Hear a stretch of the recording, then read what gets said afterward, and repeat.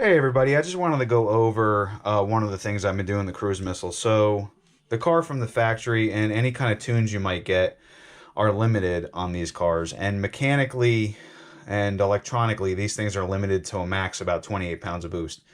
So, my car is capable of making 45 pounds of boost because I'm running on speed density tune. I'm using the map sensor instead of the mass airflow sensor. I could actually eliminate the mass airflow sensor completely. And I'm also tricking the wastegate operation. So it's funny because there's an idiot on Facebook that constantly likes to attack me who knows absolutely nothing about cars. He literally would always ask me for car advice, and then he just regurgitates what I tell him to other people. So I'm going to show you guys how a manual boost controller works, and I'll show you basically how a regular wastegate opens, and I'll show you what happens when I add a manual boost controller in place. You know, it's funny, there's a lot of people in the Facebook groups that actually don't know much about cars, and a lot of the people actually come to me for advice because, again, they don't know anything about cars, and those people that don't know anything about cars gang up thinking that they're convincing people of something. So anyway, so I'm just pausing the video right here for a sec to let everyone know if you have a problem with your car and you need help, feel free to reach out. But if you're somebody who's got some kind of narrative where you're trying to attack me, that's who I'm talking about. I'm here to help. I help everybody. I spend all day helping people.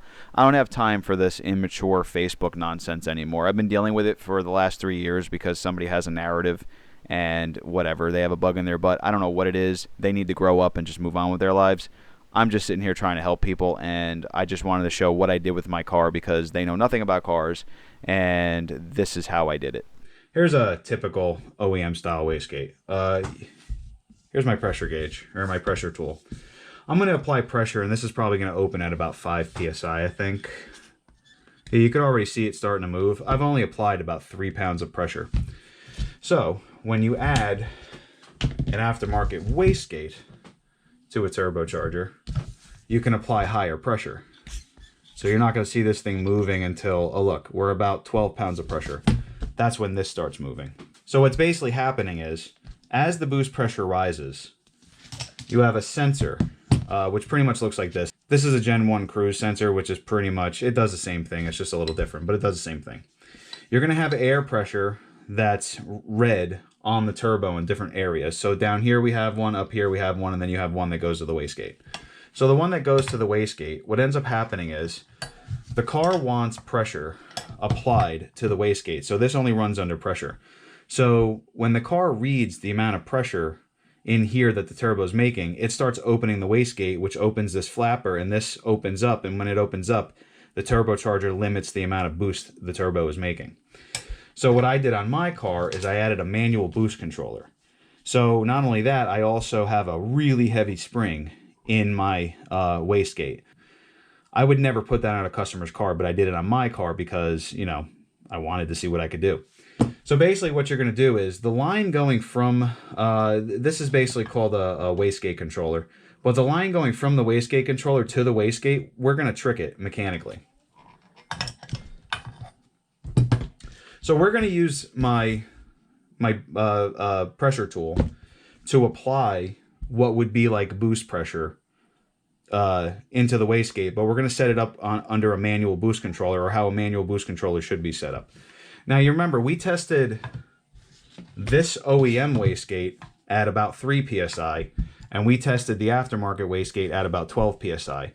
Now the 12 psi on here doesn't mean the turbo is only going to make 12 psi. That 12 psi is spring pressure. This turbo has the ability to make 45 psi if it wanted to. But for demonstration purposes, we're just going to stick to, you know, what I have on the bench. So right now, this will be our control line that goes to the wastegate. But what we're going to do is add something in line with it. I'm going to warn everybody, if you do this to your car, you're going to get underboost and or overboost codes. I took those parameters out of my ECM. All right, so now I changed the hose just because the other one was it was a little big.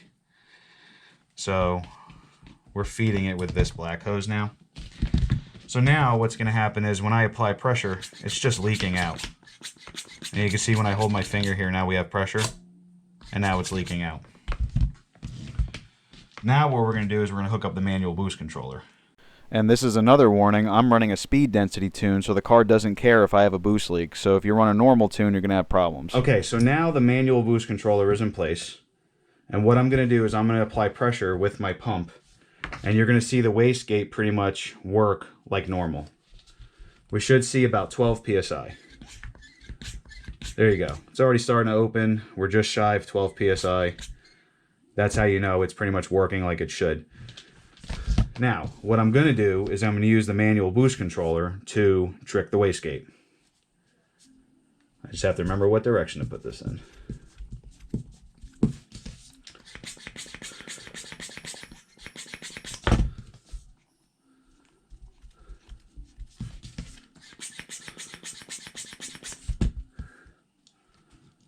Okay, so now we have the manual boost controller pretty much. Okay, I have the manual boost controller pretty much at a setting that's going to bleed off the air going to the wastegate. Now, if this actuator does not move, this turbo is going to keep making boost until it can't breathe anymore. Basically, it's going to suck in max air. So what happens is I'm going to be removing air, and it's going to take more boost pressure to get this to open. So you remember seeing that this thing would hit 12 psi before it opened. What's going to happen is air is going to come in and bleed off, and this is never going to get that pressure. So this is just going to stay closed. And while it's staying closed, this turbo is going to be creating more and more boost. So watch what happens now. The wastegate's not moving no matter how much pressure I'm pushing into it. So what's happening is, as the RPMs are rising and the boost pressure is rising, it's bleeding off out of the manual boost controller, and this wastegate's staying closed, and that's how I'm able to achieve higher boost.